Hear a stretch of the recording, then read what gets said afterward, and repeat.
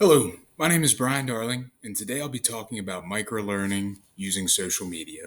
In this video, I'll go over how you can use microlearning through apps such as YouTube, Reddit, and Pinterest.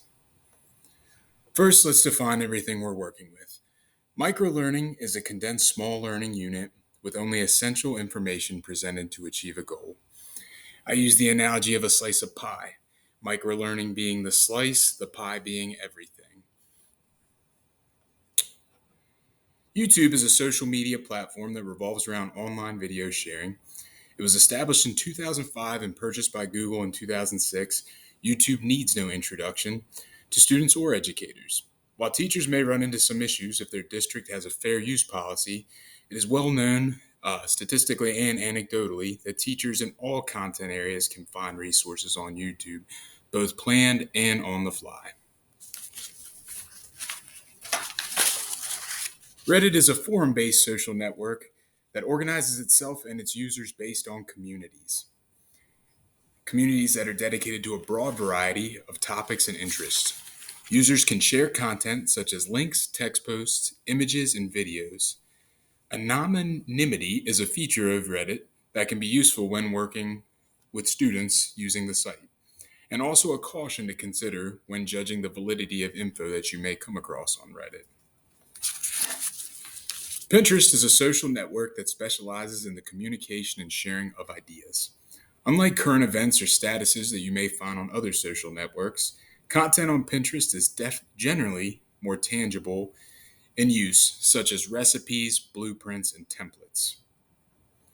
The site allows users to save items to what's called pin boards, which can be dedicated in the classroom to a project or a unit for both students and teachers.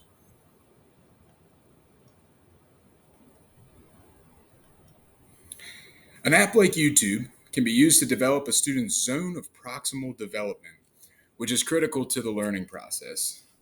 The zone of proximal development is the area where a student goes from a task they can comfortably do to a more difficult task they are capable of doing through higher order thinking.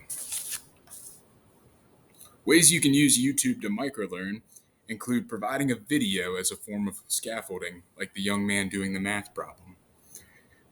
Vetted YouTube channels like Khan Academy or TED Talks can be assigned as actual resources, which would save a teacher time in preparation. YouTube can also be used by a student to produce a brief video or response in place of traditional papers and PowerPoints, which may take time and are longer to produce. And while the demand here, when it comes to production, would support microlearning, this is also great for learners who cannot present due to mental health issues. Some considerations that you should think about.